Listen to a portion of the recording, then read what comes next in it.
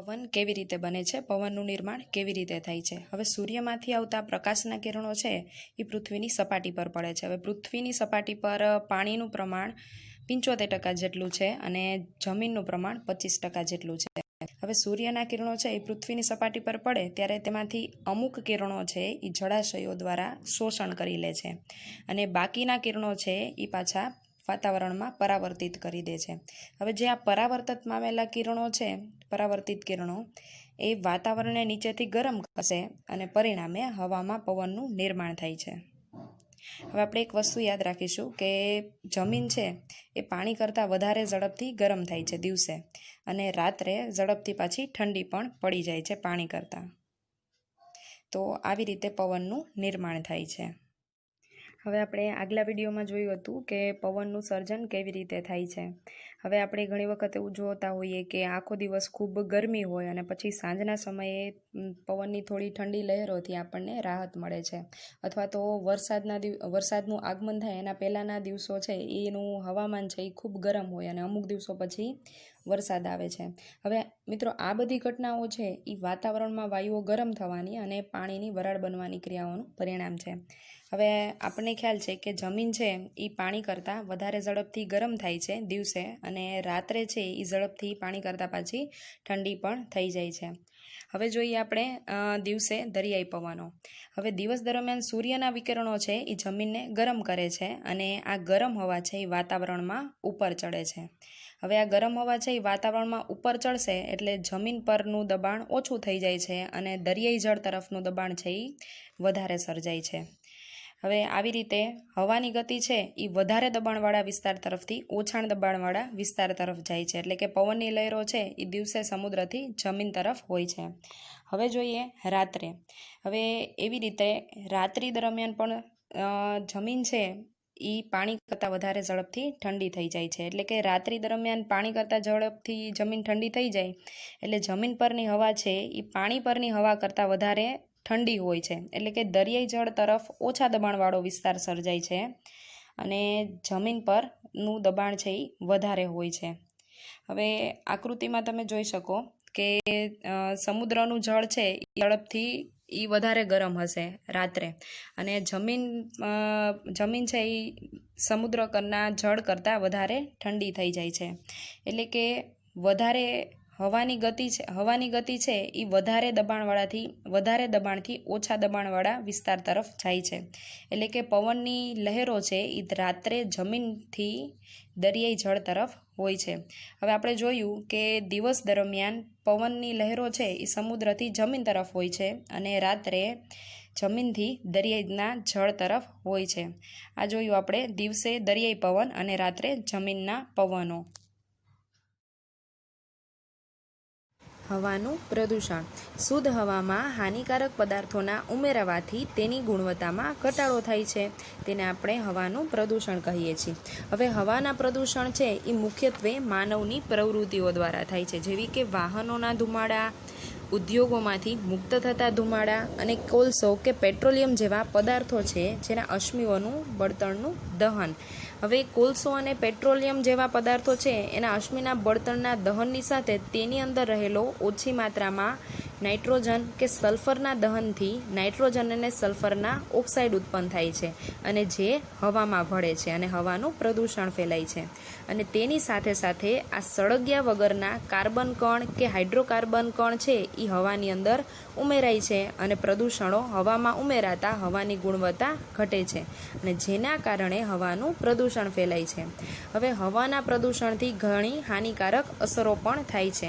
હવે તમને કહ્યું એવી રીતે નાઇટ્રોજન અને સલ્ફરના ઓક્સાઇડ છે એ વાતાવરણમાં ભળે છે, એટલે વાતાવરણમાં ભળવાથી શ્વાસ લેવામાં નુકસાન થાય છે અને શ્વસન આપણે બરોબર રીતે કરી શકતા નથી, અને પ્રદૂષિત હવા છે એમાં શ્વાસ લેવાથી કેન્સર, હૃદય રોગ કે એલર્જી જેવા રોગો થવાની સંભાવના રહે છે।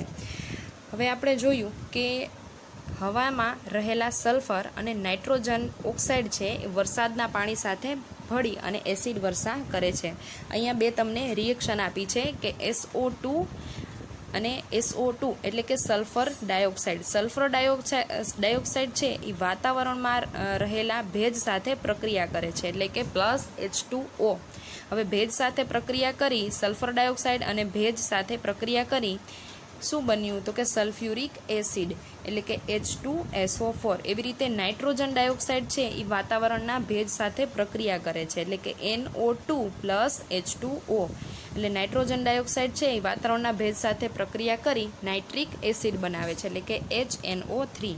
હવે એસિડ વર્ષા જો પડશે, એટલે પૃથ્વી ઉપર જો એસિડ વર્ષા થશે તો તેનાથી ત્વચાને નુકસાન થાય છે. અને જમીન પર પડે કે પાણીમાં પડે તો જમીન અને પાણીમાં વસતા સજીવો પર હાનિકારક અસરો થાય છે.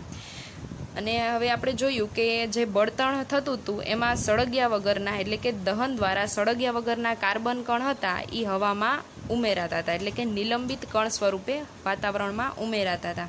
તો તેનાથી શું થતું હતું? તો કે હાઇડ્રોકાર્બન પ્રદૂષકો છે એ નિલંબિત કણ સ્વરૂપે વધારે માત્રામાં હોય ત્યારે વાતાવરણને ધૂંધળું બનાવે છે. આપણે જોતા હોઈએ કે શિયાળામાં નિલંબિત કણ છે એ પાણી સાથે સંઘનિત થઈ અને ધુમ્મસ બનાવે છે. તમે જોઈ શકો છો કે શિયાળાની અંદર આવું વાતાવરણ જોવા મળે છે, જેના લીધે વાહનોમાં અકસ્માત પણ થઈ શકે છે. ભૂમિ. પૃથ્વીના સૌથી બહારના ઘન પડને ભૂમિ કહેવામાં આવે છે. મિત્રો, આપણને ખબર છે કે ભૂમિ છે એટલે કે જમીન, જેની અંદર ખનિજ તત્વો રહેલા છે. હવે શરૂઆતમાં જમીનની અંદર રહેલા આ ખનિજ તત્વો છે એ મોટા મોટા પથ્થરો સ્વરૂપે હોય છે, અને તેના પર આબોહવાના પરિબળો જેવા કે સૂર્યનો પ્રકાશ, પાણી અને પવન વગેરે જેની અસર થઈ અને પથ્થરો છે, મોટા પથ્થરો, એનું સૂક્ષ્મ કણમાં એનું વિભાજન થાય છે. હવે આ બધા પરિબળો છે અજૈવિક પરિબળો અને જૈવિક પરિબળો, જે ભૂમિના નિર્માણ માટે ખૂબ જ અગત્યના છે. હવે આપણે એનો અભ્યાસ કરીએ. હવે પહેલાં જોઈએ અજૈવ પરિબળોમાં સૂર્ય છે એ જમીનના નિર્માણ માટે કઈ રીતે ઉપયોગી છે. હવે શું થશે કે જે કોઈ પથ્થર છે એ દિવસના સમયે સૂર્યમાંથી આવતા સૂર્યના પ્રકાશના કિરણો, હવે કિરણો છે એ પથ્થર ઉપર પડશે અને પથ્થરને ગરમ કરશે. હવે પથ્થર ગરમ થશે એટલે પથ્થરનું વિસ્તરણ થાય છે, એટલે કે પથ્થરમાં તિરાડ પડવાની શરૂઆત થાય છે. હવે રાત્રે વળી રાત પડશે, એટલે કે રાત્રિના સમયે પથ્થરો છે એ ઠંડા પડશે અને પથ્થરનું સંકોચન થશે. આવી પ્રક્રિયા રોજ થશે, એટલે કે આવું વારંવાર થશે, એટલે પથ્થર છે એનું વિસ્તરણ થશે, વળી એનું સંકોચન થશે, વળી એનું વિસ્તરણ થશે, વળી એનું સંકોચન થશે. આવી રીતે વારંવાર થશે આ પ્રક્રિયા, અને વારંવાર થવાના પરિણામે પથ્થરોમાં તિરાડ પડી જશે અને મોટા પથ્થરો તૂટી અને નાના નાના ટુકડાઓમાં વિભાજન થાય છે. આ જોયું આપણે સૂર્ય છે એ જમીનમાં નિર્માણ માટે કઈ રીતે ઉપયોગી બન્યો. ત્યારબાદ છે પાણી. હવે જમીનના નિર્માણ માટે પાણી છે એ આપણને મદદરૂપ થાય છે. કઈ રીતે? તો કે પાણી હતું એ પથ્થરોની તિરાડમાં પ્રવેશી અને તિરાડોને પહોળી કરી નાખે છે.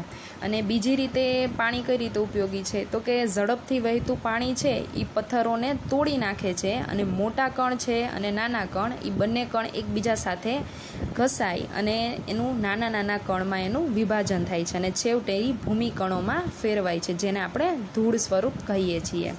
આવી રીતે પાણી છે એ ખૂબ જ અગત્યનો ભાગ ભજવે છે.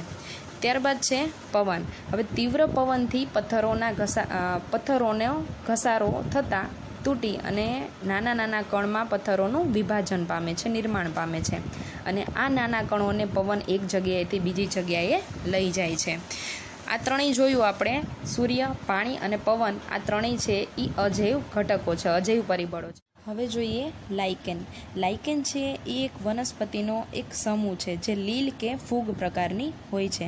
હવે આ વનસ્પતિઓ છે એ પથ્થરની સપાટીઓ પર કે પ્રાચીન દિવાલો કે વૃક્ષોની ડાળીઓ પર કે શિલાઓ પર ઉગે છે. હવે આ લાઇકેન છે એ સફેદ, લાલ, નારંગી રંગ કે લીલો કે ભૂરા રંગની પણ જોવા મળે છે. અને આ લાઇકેન વનસ્પતિ છે એની વૃદ્ધિ છે એ મંદ ગતિથી થાય છે, એટલે કે ધીમે ધીમે થાય છે. હવે તેની વૃદ્ધિ સમયે તેમાંથી અમુક રસાયણનો સ્ત્રાવ કરે છે. હવે આ સ્ત્રાવ છે એ પથ્થરોની સપાટીને તોડી અને પથ્થરને પાવડર સ્વરૂપમાં ફેરવી દે છે. આમ જમીનનું પાતળું સ્તર બનાવે છે. હવે જે આ પથ્થર હતા એમાં જે તિરાડ પડી ગઈ, હવે એની અંદર બીજી નાની વનસ્પતિઓ ઉગવા માંડે છે, જેવી કે શેવાળ કે કોઈ ફૂગ પ્રકારની વનસ્પતિઓ એમાં ઉગે છે. હવે પથ્થરને તે વધારે પ્રમાણમાં તોડે છે, એટલે પથ્થરમાં જે તિરાડ પડી હતી એને વધારે પ્રમાણમાં એ મોટી કરે છે.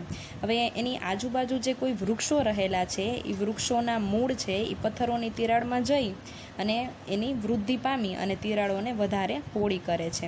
આવી રીતે આ સજીવ છે, લાઇકેન સજીવ, એ પણ ભૂમિ નિર્માણમાં અગત્યનો ભાગ ભજવે છે.